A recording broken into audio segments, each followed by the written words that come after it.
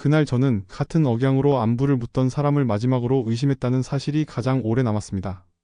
겨울비가 지하철 계단에 잔물결을 깔던 날이었습니다. 마감 시간 직전에 시장처럼 사람들의 발걸음은 쫓기고 신발 밑창은 젖은 고무 냄새를 풍겼습니다. 코끝에 스며든 찬 공기는 자꾸만 북녘의 삭풍을 떠올리게 했고 그 기억 위로 반짝이는 단어가 겹쳐졌습니다. 코인, 복리, 수익률, 그리고 안전. 그 안전을 약속한 사람은 우리 말씨를 똑같이 끌어안던 사람이었습니다. 소개는 단출했습니다. 군 출신 형이야. 남쪽 와서 정보통 돼버렸지. 누군가 농담처럼 던졌고 저는 그 순간에 웃지도 못하고 애써 무덤덤한 표정을 지었습니다. 그 이름 석자를 마음속에서 형이라 불러도 괜찮겠다고 너무 쉽게 결정했습니다. 강의실은 사우스 코리아 어디에서나 볼 수 있는 하얀 조명과 회색 카펫의 무표정한 공간이었습니다. 반쯤 닫힌 블라인드 사이로 가로등빛이 칼질하듯 들어왔고 히터의 건조한 숨결이 목구멍을 긁었습니다. 키보드 두드리는 소리, 종이 넘기는 소리, 플라스틱 물병이 뒤틀리는 소리, 그런 자잘한 소음들 사이에서 그는 군대식 말투와 매무새로 자신을 소개했습니다. 저는 북쪽에서 통신병이었습니다. 그는 천천히 똑바로 군기처럼 말했습니다. 기술은 거짓말을 못합니다. 알고리즘도요. 몸을 곧게 세운 채 허리를 조금만 굽혔는데 그 움직임마저도 규율로 다듬어진 듯 했습니다. 저는 그가 이야기를 꺼낼 때마다 명치의 작은 푹소리가 탁 하고 울리는 것 같았습니다. 그가 펼친 슬라이드에는 익숙한 로고들이 줄지어 있었습니다. 거래소, 지갑, 차트, 캔들. 붉은 기둥과 푸른 막대가 교차하며 한 시대의 흥분을 대변했습니다. 그는 위험은 분산하고 신뢰는 집중합니다라는 문장을 2번이나 반복했습니다. 그 문장이 제 귀 속에서 마치 군가의 후렴처럼 돌아갔습니다. 그날 저는 한 장의 신청서를 적었습니다. 볼펜 끝이 종이를 누르는 압력이 손끝을 저리게 했습니다. 사진을 붙일 자리에는 미리 뽑아온 반명함이 들어갔고 뒷면엔 추천인 칸에 같은 공동체 사람의 이름이 올라갔습니다. 어깨너머로 또 다른 탈북자 형의 손등이 보였는데 거칠고 튼튼한 그 손에도 작은 떨림이 있었습니다. 첫 입금은 조심스러웠습니다. 200만 원. 통장 화면에 숫자가 적히는 순간 제 심장도 숫자처럼 무심해지길 바랐습니다. 전송 버튼을 눌렀을 때 휴대폰이 미세하게 진동했고 그 떨림이 손목뼈를 타고 올라와 귀 뒤까지 스며들었습니다. 사흘 뒤 제 계좌로 7만 원이 돌아왔습니다. 테스트 배당이라는 메모가 붙어 있었습니다. 그건 맛보기의 달달함이었고 저는 그 달콤함을 혀끝으로 굴리듯 반복해 확인했습니다. 뒤늦게 올라온 단체방 알림에도 같은 숫자들이 쭉 늘어섰습니다. 우리 모두 첫 당분을 혀끝에 올린 셈이었습니다. 그를 처음 믿게 만든 건 말솜씨가 아니었습니다. 시선이었습니다. 그는 설명을 마칠 때마다 우리를 번갈아 바라봤고 마지막엔 꼭 우리 말씨로 마무리했습니다. 형제님들, 이제는 우리도 번듯하게 벌어봅시다. 그 순간 저는 남과 북의 경계가 숫자 앞에서는 얇아진다고, 실은 거의 사라졌다고 착각했습니다. 2번째 입금은 컸습니다. 2천만 원. 그 액수를 입력할 때 손끝에 살짝 미끄러짐이 있었습니다. 저는 천천히 호흡을 가다듬고 손바닥에 난 땀을 바지 옆솔기에 문질렀습니다. 지문이 잠깐 인식을 거부했지만 다시 찍자 초록불이 떴습니다. 그 초록의 반짝임이 작은 승인의 도장처럼 보였습니다. 그는 차익 거래라는 말을 입에 올렸습니다. 거래소마다 가격차가 있고 그 사이를 기계가 메우면 된다고 했습니다. 저는 군대의 보급로 지도를 떠올렸습니다. 길과 길 사이, 그 사이를 정확하게 통과하면 손실이 줄어드는 것처럼. 그의 말은 견고했고 설명은 군사작전처럼 간결했습니다. 초반 성과는 더할 나위 없이 매끈했습니다. 일주일 뒤 예상보다 많은 수익이 찍혔습니다. 그는 메시지에 말줄임표를 거의 쓰지 않았고 이모티콘도 과하게 쓰지 않았습니다. 금주 배당 완료. 그 건조한 문장에 오히려 믿음이 더해졌습니다. 저는 기계의 한 축이 되었다는 착각에 안도했습니다. 단체방의 공기는 빠르게 달아올랐습니다. 새로운 회원이 들어올 때마다 손바닥 이모티콘이 올라왔고 서로의 출신 지역이 조심스럽게 확인되었습니다. 함흥, 청진, 원산. 고향 이름이 등장할 때마다 현기증처럼 그리운 바람이 불어왔습니다. 그 바람 사이로 이번엔 얼마 넣으셨습니까? 같은 질문이 은근히 섞였습니다. 저는 차트를 더 오래 보게 되었습니다. 새벽 2시가 넘어도 눈꺼풀은 말라붙었고 컴퓨터 펜 소리는 기차의 굉음처럼 커졌습니다. 냉장고 문을 열어 차가운 물병을 꺼낼 때 병 표면의 물방울이 손가락 사이로 흘렀습니다. 그 차가움이 저를 현실로 되돌려 놓으면 좋겠다고 바랐지만 곧 다시 숫자의 해류에 빨려 들어갔습니다. 그는 일정을 군대처럼 운영했습니다. 공지 시간은 일정했고 오프라인 모임은 분기마다 한 번이었습니다. 모임 장소는 늘 비슷한 회의실이었고 냄새도 비슷했습니다. 플라스틱 탁자, 설탕 대신 스테비아가 들어간 커피 믹스, 서투른 종이컵의 질감. 그 속에서 그는 웃지 않는 웃음을 지었습니다. 욕망은 조용히 그러나 꾸준히 속도를 올렸습니다. 어느 날 저보다 먼저 남쪽에 정착한 친한 누나가 제게 툭 메시지를 보냈습니다. 너도 그쪽 하니? 그 문장을 보는 순간 저는 이미 전도사가 되어 있었다는 사실을 알아챘습니다. 설명 자료를 보내고 예상 수익표를 보내고 결국 추천인 링크까지 보내고 말았습니다. 그날 밤 저는 거울 앞에서 제 얼굴을 오래 들여다봤습니다. 낮게 내려앉은 광대뼈, 건조한 입술, 눈자 위에 얕은 핏줄. 그 얼굴은 어제의 저와 다르지 않았지만 어딘가 더 유연해진 미소를 가지고 있었습니다. 설득하는 얼굴. 떠올리자 그 단어의 냄새가 역했습니다. 그는 특별히 화려한 약속을 하지 않았습니다. 우리는 10년 동안 꾸준히 간다. 그 말 한 줄이면 충분했습니다. 사람들은 더 크게 더 빨리를 외쳤으나 그는 늘 같은 속도로 걷자는 신호를 보냈습니다. 그 절제가야말로 더 큰 욕망을 낳는다는 것을 그때의 저는 몰랐습니다. 어느 금요일 밤 그는 담당자 변경 공지를 올렸습니다. 자금 이관, 내부 보안 정책 강화, 문구는 의젓했고 구축된 시스템을 강조했습니다. 단체방에는 믿습니다가 줄줄이 달렸습니다. 저는 그 사이에서 겨우 한 줄을 남겼습니다. 고생 많으십니다. 그 문장을 쓰는 동안 오른쪽 관자놀이가 한 번씩 쿡쿡 찔렸습니다. 그 다음 주 출금이 하루 늦었습니다. 월요일 아침으로 미뤄졌다는 한 줄 공지가 딱딱했습니다. 저는 오랜 습관대로 불안의 근거를 찾았습니다. 거래소 점검, 해외 송금 지연, 은행권 이슈, 어떤 단어든 내 마음의 균열을 덮을 수만 있다면. 결국 월요일 오후 늦게 수익이 들어왔고 단체방에는 박수 이모티콘이 번졌습니다. 그 작은 지연이 지금 생각하면 모든 것을 말해주고 있었습니다. 그러나 그날의 저는 그저 피해망상이라고 스스로를 꾸짖었습니다. 북쪽에서부터 길들여진 의심으로 살아남고 의심으로 사람을 잃던 버릇. 남쪽에 와서는 그 의심을 자랑처럼 드러내지 않게 되었고 이번에야말로 내려놓자고 저는 거듭 마음을 달랬습니다. 두 번째 지연은 사흘이었습니다. 사흘이면 마음이 무너지는데 충분한 시간입니다. 커피는 더 쓰고 시계 초침 소리는 더 큽니다. 엘리베이터의 철문은 서서히 닫히면서 내장에 가까운 공포를 만들었습니다. 저는 평소보다 한 칸 앞에서 내렸고 계단을 걸으며 숨을 길게 늘렸습니다. 단체방의 말투도 변했습니다. 형제님들이 회원님들이 되었고 우리가는 회사가 되었습니다. 누군가 평소와 다른 그 호칭을 지적했지만 곧 다른 알림에 밀려 사라졌습니다. 발생, 처리, 요청, 내부, 외부. 생활의 말이 아닌 문서의 말이 스며들었습니다. 어느 밤 저는 그에게 전화를 걸었습니다. 연결음이 2번 울리고 끊겼습니다. 다시 3번 울리고 또 끊겼습니다. 밤 공기의 냄새가 갑자기 차갑게 변했습니다. 김이 빠진 라면 냄새, 서늘한 금속 냄새, 그리고 먼지 쌓인 옷장 문을 열었을 때의 눅눅함 같은 냄새. 새벽 2시 반 단체방에 사진 한 장이 올라왔습니다. 잔금 입금 내역이라는 캡처. 그러나 금액의 폰트가 어딘가 어색했습니다. 저는 확대를 반복했습니다. 숫자 가장자리에 흐린 테두리가 보였고 그 테두리가 시간의 얼룩처럼 제 눈에 달라붙었습니다. 그날 아침 저는 그의 사무실이 있던 건물로 갔습니다. 유리문 너머로 비어있는 책상들이 보였습니다.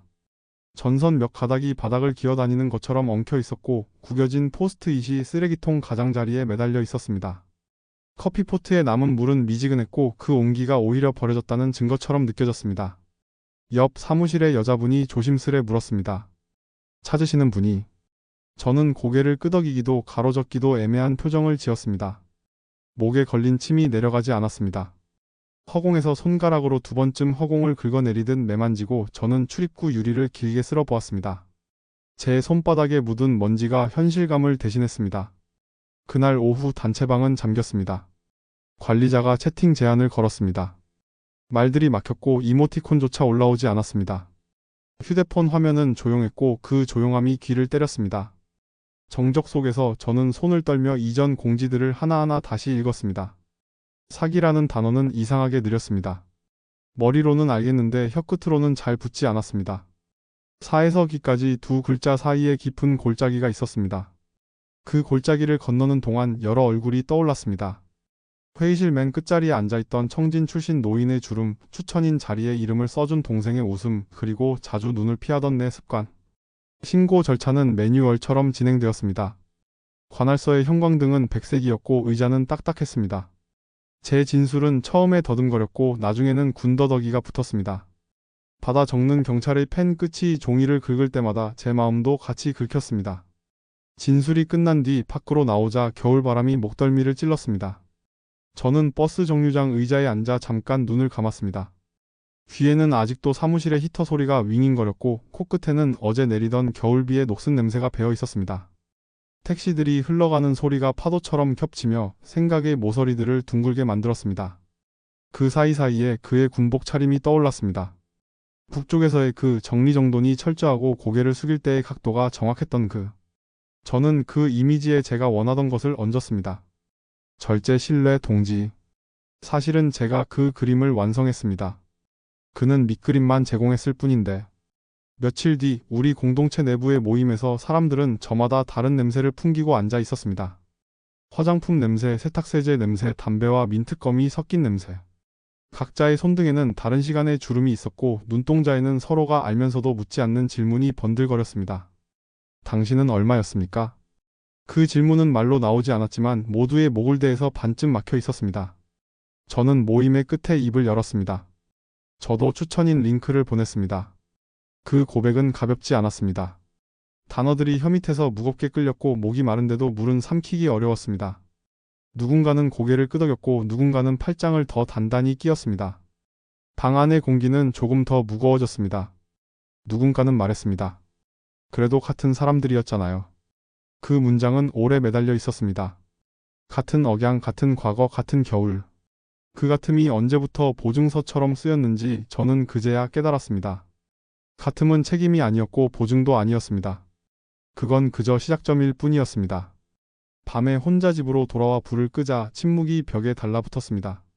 저는 손을 들어 허공을 쓰다듬었습니다. 벽과 공기 사이, 어둠과 가구 사이 그 틈에 아직도 수익률 표가 떠다니는 것 같았습니다. 눈을 감고 그 표의 숫자들을 하나씩 지워나가는 상상을 했습니다. 어떤 숫자는 쉽게 지워졌지만 어떤 숫자는 고집스럽게 얼룩을 남겼습니다. 며칠 뒤 통장 기록을 전부 인쇄했습니다. 종이 위에 박힌 숫자들, 입금과 출금 메모와 날짜. 잉크 냄새가 손가락에 묻었고 종이를 넘길 때마다 보풀 섞인 소리가 났습니다. 저는 마치 전쟁 후의 전투 기록을 정리하듯 표를 만들고 노란 형광펜으로 이상 징후를 표시했습니다. 느리게, 아주 느리게 제가 달려오던 길이 한 장 한 장 종이로 변했습니다. 신기하게도 그 모든 기록을 정리하고 나자 잠이 왔습니다. 얕은 잠이었지만 잠들었다는 사실만으로도 마음은 덜 깎였습니다. 꿈속에서 저는 겨울 강을 건넜습니다.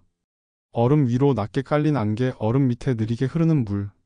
발밑이 미끄러웠지만 저는 한 걸음씩 내디뎠습니다. 눈을 뜨고 나서 저는 제가 잃은 것과 남은 것을 구분해 보기로 했습니다. 돈은 숫자였습니다. 믿음은 모양이 없었습니다. 공동체는 소리였습니다. 웃음소리, 숨소리, 인사소리. 사라진 것과 남은 것의 경계를 그렇게 정리해두자 마음이 조금 덜 아팠습니다. 그를 미워하는 법을 배울 필요는 없었습니다. 대신 저는 제가 어떻게 그를 원하는 사람으로 만들어냈는지 관찰했습니다.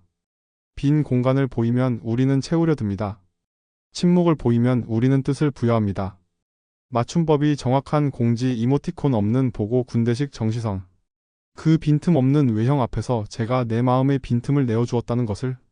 그 사건 이후 저는 어떤 모임에서든 가장 먼저 의자를 한번 흔들어 봅니다. 삐걱임이 있는지, 고정이 잘 되었는지 사소하지만 손에 잡히는 확인. 소개장을 받을 때는 글씨의 압력을 봅니다. 너무 균일한가, 어느 글자에서 눌림이 더 강한가.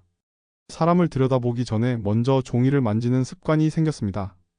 어느 날 같은 공동체의 동생이 조심스레 물었습니다. 형, 우리도 다시 할 수 있을까요? 저는 잠시 창틀에 손을 올려두었습니다. 차가운 금속의 온도가 손바닥을 통해 올라왔고 손금 사이를 빙 둘러싸며 흩어졌습니다. 그 차가움이 머리를 맑게 했습니다. 할 수 있어. 저는 속으로 대답했습니다. 하지만 이번엔 수익보다 관계를 먼저 세자. 계좌의 숫자는 늘 변하지만 결의문에 함께 적힌 서명은 오래 남습니다.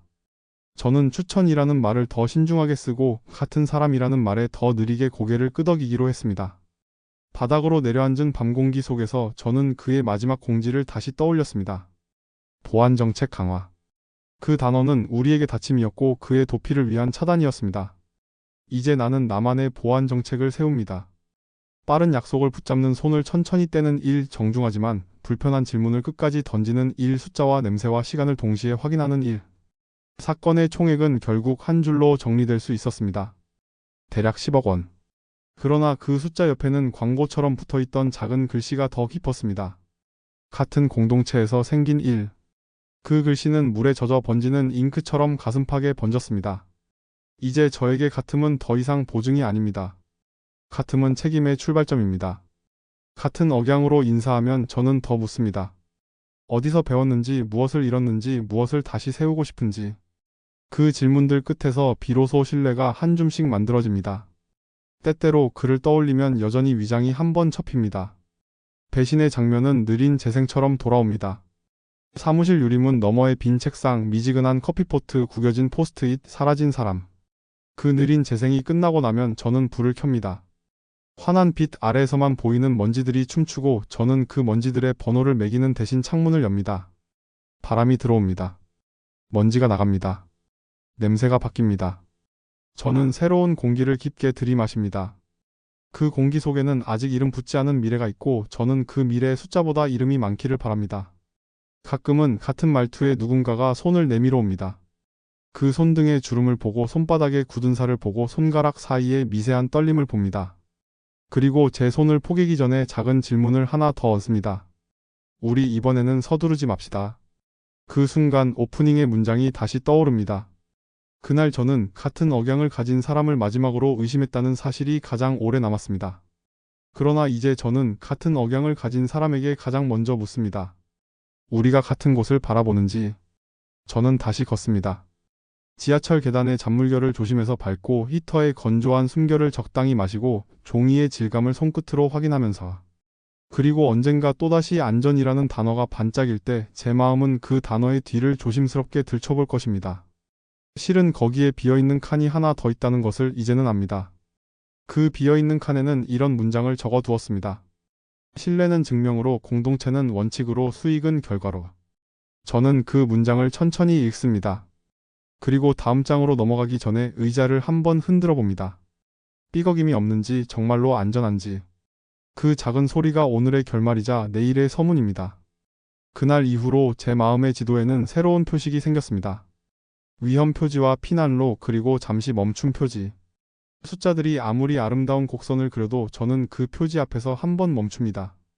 숨을 고르고 냄새를 맡고 손끝으로 책상을 두드려 봅니다. 그 작은 멈춤이 저를 살렸습니다. 그리고 저는 압니다.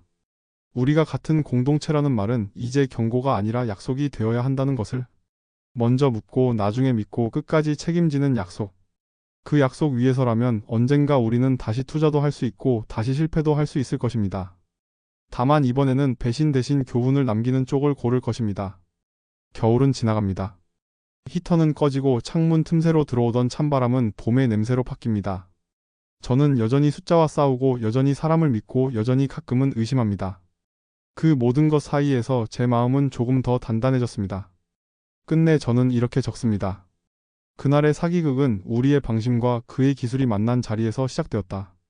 그러나 그 결말은 우리의 질문과 서로의 눈빛이 다시 만난 자리에서 바뀌었다.